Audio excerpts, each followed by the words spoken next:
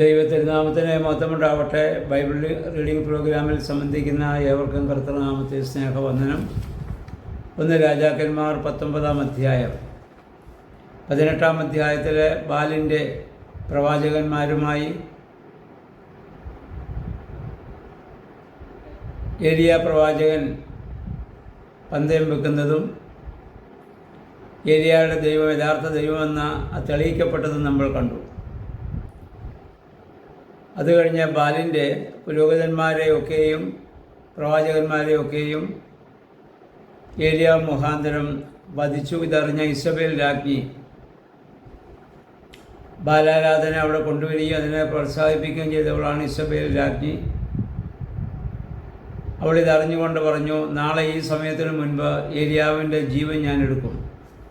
എൻ്റെ പ്രവാചകന്മാരെ കൊന്നതുപോലെ ഞാൻ അവനെ കൊല്ലും. ഇത് കേട്ട് ഏലിയാവ് ഭയപ്പെട്ട മരുഭൂമിയിലേക്ക് ഓടിപ്പോകുന്നതായി നമ്മൾ ഇവിടെ വായിക്കുന്നു.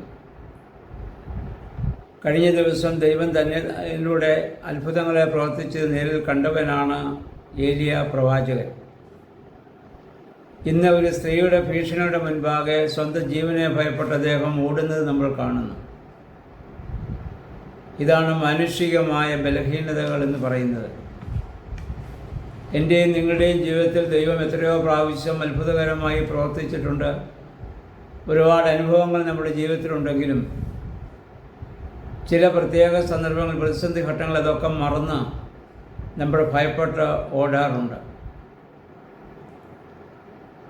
ഏലിയാവ് ഇസബേലിനെ ഭയപ്പെട്ട് സ്ത്രീയുടെ ഭീഷണിക്ക് മുൻപാകെ ഭയപ്പെട്ട് ഓടിപ്പോകുന്നതായി നമ്മൾ കാണുന്നു. വിശുദ്ധ വേദപുസ്തകത്തിൽ മഹാന്മാരായ ആളുകളുടെ ബലഹീനതകളും ധാരാളം നമുക്ക് കാണാൻ സാധിക്കുന്നുണ്ട്. അല്ലാതെ അവരുടെ വീരപ്രവർത്തികൾ മാത്രമല്ല, ബലഹീനതകളും ബൈബിൾ നമുക്ക് കാട്ടിത്തരുന്നു. നമ്മുടെ ജീവിതത്തിലും അപ്രകാരം സംഭവിക്കാമെന്ന് ഇതിലൂടെ നമുക്ക് മനസ്സിലാക്കാം. എന്നാൽ ബലഹീനതയിൽ വീഴുന്നതല്ല യഥാർത്ഥമായ ഭക്തി. ആ ദൈവത്തിൽ അടിയുറച്ച് നമ്മൾ നിൽക്കുന്നതാണ്. ഏലിയാവും പഴയ നിയമ ഉടമ്പടിയുടെ ഒരാളാണെന്ന് ഓർക്കണം. നമ്മൾ പുതിയ നിയമ ഉടമ്പടിയുടെ മക്കളാണ്. നമുക്ക് മാതൃക നമ്മുടെ കർത്താവാണ്. സ്ഥിരതയോടെ ഓടിയ നമ്മുടെ കർത്താവാണ് നമുക്ക് മാതൃക.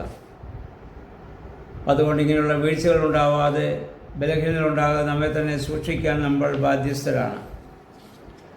ഏലിയാവ് അങ്ങനെ ഭയപ്പെട്ട് മരുഭൂമിയിൽ പോയി മരിക്കാൻ ആഗ്രഹിച്ച് ഒരു മുളിച്ചെടിയുടെ കീഴിൽ കിടന്നുറങ്ങുകയാണ്. അപ്പോഴാണ് ദൈവത്തിൻ്റെ ദൂതൻ അവിടെ ചെന്ന് ഏലിയാവിനെ വിളിച്ചു ചോദിക്കുന്നത്, നിനക്ക് ഇവിടെ എന്ത് കാര്യം? ദൈവം നിന്നെ വിളിച്ചത് മരുഭൂമിയിലേക്ക് വന്നുറങ്ങാനാണ്. എന്നിട്ട് വിശന്ന് കിടന്നുറങ്ങിയവനായ ഏലിയാവിന് ദൈവദൂതൻ അപ്പവും വെള്ളവും അവിടെ നൽകുകയാണ്. അതേ വിശക്കുന്നവനോട്, ക്ഷീണിതനോട് സുവിശേഷം പറഞ്ഞിട്ട് കാര്യമില്ല. അവൻ ആവശ്യം അപ്പമെങ്കിൽ അപ്പം കൊടുക്കണം. അതിന് ശേഷമാണ് ദൈവത്തിൻ്റെ ആ ദൂത് അവനെ അറിയിക്കുന്നത്. ഇന്ന് പലപ്പോഴും പ്രസംഗങ്ങൾ ധാരാളമുണ്ട്. ആ 1000 പ്രസംഗങ്ങൾ പറയുന്നതിനേക്കാൾ നല്ലതാണ് ബലഹീനനായവൻ്റെ ആവശ്യം മനസ്സിലാക്കി അവനെ സഹായിക്കുക എന്നുള്ളത്. ഇവിടെ ദൈവദൂതൻ ഏലിയാവിനോട് ചെയ്യുന്നത് അപ്രകാരമാണെന്ന് നമുക്കറിയാം. ഗുഹയിൽ വെച്ച കർത്താവ് അവനോട് സംസാരിക്കുന്നു. അവന് മരിച്ചാൽ മതി എന്നുള്ള ആഗ്രഹമാണ്. ഇസബേലിനെ അവന് ഭയമായി.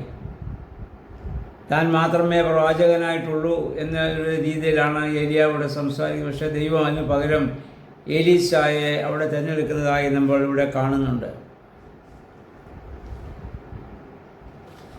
ഏലിയാവിനോട് പറഞ്ഞ് ഏലിയാവ് ഏലീശായെ കാണുമ്പോൾ അവൻ വയലിൽ പണിയെടുത്തുകൊണ്ടിരിക്കുകയാണ്. അവൻ കാളകളോടുകൂടി വയലിലായിരിക്കുകയാണ്. അവിടെ നിന്നാണ് അവൻ വിളിയുണ്ടാകുന്നത്.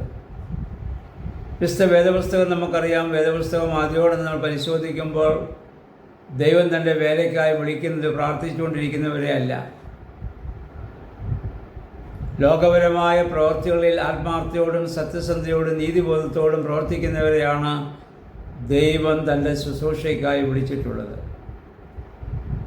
മോശയെ യഹോവയായ ദൈവം വിളിച്ചത് അമ്മായിപ്പനായ യിത്രോവിൻ്റെ ആളുകളെ സത്യസന്ധതയോടെ ആത്മാർത്ഥതയോടെ മരുഭൂമിയിൽ അവൻ തീറ്റിപ്പോറ്റുമ്പോഴാണ്, അവയെ മേയ്ക്കുമ്പോഴാണ്. ദാവീദിനെ ദൈവം വിളിക്കുന്ന ഒരു ആട്ടിടയനായി ആത്മാർത്ഥമായ ആടുകൾക്ക് വേണ്ടി ജീവൻ കൊടുത്ത് ആടുകൾക്ക് വേണ്ടി സിംഹത്വ വരെയും അവൻ കൊന്നുകളഞ്ഞവനാണ്. അത്രമാത്രം തീഷ്ണതയോടെ ആടുകളെ മേയിച്ച് അവർ ആയിട്ടിരിക്കുമ്പോഴാണ് ദൈവം അവനെ വിളിക്കുന്നത്. അതുപോലെ തന്നെ നമ്മൾ പിന്നീട് വായിക്കുമ്പോൾ ആമോസിനെ ദൈവം വിളിക്കുന്നത് കന്നുകാലികളെ മേയിക്കുന്ന ഒരു ഇടയനായിട്ടിരിക്കുമ്പോഴാണ്. പുതിയ നിയമത്തിൽ പത്രോസ്, അന്ത്രയോസ്, യാക്കോബ്, യോഹന്നാൻ ഇവരെയൊക്കെ കർത്താവ് വിളിക്കുന്നത് തങ്ങളുടെ അപ്പനോടൊപ്പം വലയിൽ അവർ മീൻ പിടിച്ചുകൊണ്ടിരിക്കുമ്പോഴാണ്. മത്തായിയെ ചുങ്കസ്ഥലത്ത് അവൻ ചുങ്കം പിടിച്ചുകൊണ്ടിരിക്കുമ്പോഴാണ്. അതുകൊണ്ട് ഈ ലോകത്തിലെ കാര്യങ്ങളിലൊക്കെ തീഷ്ണതയോടും സത്യസന്ധതയോടും പ്രവർത്തിക്കുന്നവരെയാണ് ദൈവത്തിന് ആവശ്യം. കാരണം ഈ ലോകത്തിലെ കാര്യങ്ങൾ ആത്മാർത്ഥത കാണിക്കാത്തവൻ ദൈവരാജ്യത്തോട് എങ്ങനെയാണ് ആത്മാർത്ഥത കാണിക്കുക? ഇവിടെ പ്രവർത്തിക്കാൻ മനസ്സില്ലാത്തവന് ദൈവരാജ്യത്തിൽ എങ്ങനെയാണ് പ്രവർത്തിക്കാൻ സാധിക്കുക? അതുകൊണ്ട് ദൈവം അലസന്മാരെ ആരെയും വിളിച്ചതായി വിശുദ്ധ ബൈബിളിൽ നമ്മൾ വായിക്കുന്നില്ല. ലോകത്തിലായിരിക്കുന്നതായ സാഹചര്യത്തിൽ എത്രമാത്രം ആത്മാർത്ഥതയും എത്രമാത്രം തീഷ്ണതയോടും കൂടി അവർ പ്രവർത്തിക്കുന്നുവോ അവർക്കാണ് ദൈവവിളി ഉണ്ടാവുക. ആ ദൈവവിളിക്കനുസരിച്ചാണ് അതിനോട് അവർ പെട്ടെന്ന് പ്രതികരിക്കുന്നു എന്നുള്ളതാണ്. അതാണ് നമ്മൾ രണ്ടാമതൂടെ കാണുന്നത്. എലീശായെ വിളിച്ച ഉടനെ തന്നെ അവൻ അവിടുന്ന് പോരുകയാണ്. ശിഷ്യന്മാരെ വിളിച്ചപ്പോഴും മോശയെ വിളിച്ചപ്പോഴും ഒക്കെ അവർ അവധി ചോദിക്കുന്നില്ല. ഉടൻ തന്നെ ദൈവത്തിന് വേണ്ടി അവർ പുറപ്പെടുകയാണ്. അവർക്ക് അത്രമാത്രം തീഷ്ണവാന്മാരാണ്, പ്രവർത്തിക്കാൻ അവർ മനസ്സുള്ളവരാണ്. അവർക്ക് വേറെ ഒഴിവഴികളൊന്നും അവർക്കില്ല. അപ്പം ഇവിടെ ഈ പറഞ്ഞവരാരും യേശുവിനെയോ ദൈവത്തെയോ അനുഗമിക്കുന്ന അവർക്കുണ്ടായ ഒരു വൈകാരികമായ ചിന്തകളിൽ നിന്ന്, പെട്ടെന്നുണ്ടായ ഒരു വികാരത്തിൽ നിന്നല്ല, സൂക്ഷ്മമായി എല്ലാ കാര്യങ്ങളും മനസ്സിലാക്കിക്കൊണ്ട് തന്നെയാണ്. ദൈവരാജ്യത്തിന് വേണ്ടി ജീവൻ കൊടുക്കേണ്ടി വന്നാൽ കൊടുക്കാനും പ്രവർത്തിക്കാനും അവരെ തയ്യാറായി വരുന്നവരാണ്. ചെറിയ കാര്യങ്ങളിൽ പോലും ആത്മാർത്ഥതയും സത്യസന്ധതയും ഉള്ളവരെയാണ് ദൈവത്തിന് ആവശ്യമെന്ന് നമ്മൾ മനസ്സിലാക്കുക. അതുകൊണ്ട് ഏലിയാവിൻ്റെയും എലീശായുടെയും ഒക്കെ ജീവിതം നമുക്കൊരു മാതൃകയാകണം. എലീശായുടെ ബലഹീനത, സ്ത്രീയെ ഭയപ്പെട്ട് ഓടിപ്പോയി, എന്നാലും ദൈവഹിതപ്രകാരം ജീവിക്കാൻ അവൻ ആഗ്രഹിക്കുന്നുണ്ട്. നമുക്കും സാഹചര്യ സമ്മർദ്ദങ്ങൾ കൊണ്ടും മാനുഷിക ബലഹീനതകൾ കൊണ്ടൊക്കെ കുറവുകൾ ഉണ്ടായേക്കാം. എന്നാൽ അതിൽ തന്നെ നമ്മൾ കടിച്ചു തൂങ്ങാതെ തീഷ്ണതയോടെ ദൈവത്തിന് വേണ്ടി ചിന്തിക്കുവാനും പ്രവർത്തിക്കാനും നാം ഏറ്റെടുത്തിരിക്കുന്നതായ ജോലികളിൽ ആത്മാർത്ഥത്തോടെ പ്രവർത്തിക്കാനും നമുക്കിടയാകണം. ദൈവമേ, പരിശുദ്ധാത്മാവേ, അതിന് ഞങ്ങളെയും ശക്തീകരിക്കണമേ എന്ന് നമുക്ക് പ്രാർത്ഥിക്കാം. ദൈവം അതിന് നമ്മളെ എല്ലാവരെയും സഹായിക്കുമാറാകട്ടെ.